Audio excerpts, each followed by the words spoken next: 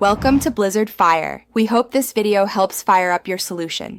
You begin with dry, finished hair because dust at powder grips dry fibers. Damp or greasy strands will clump and resist lift. Section the hair where you want volume and sprinkle roughly 1/2 teaspoon at each root area. You want coverage, not a snowfall.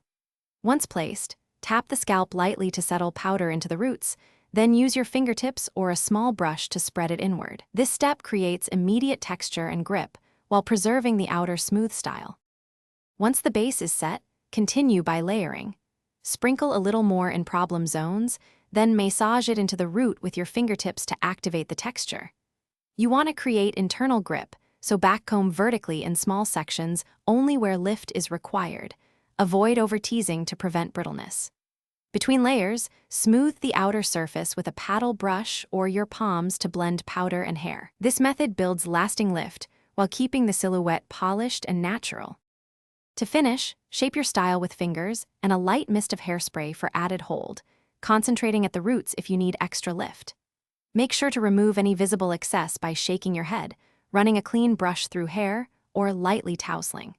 If you notice white residue or powdery patches, sprinkle a little dry shampoo to absorb and blend or slightly dampen your fingertips and smooth those areas. This will dissolve visible traces without flattening the volume. Thanks for watching. If you found this helpful, don't forget to like and subscribe.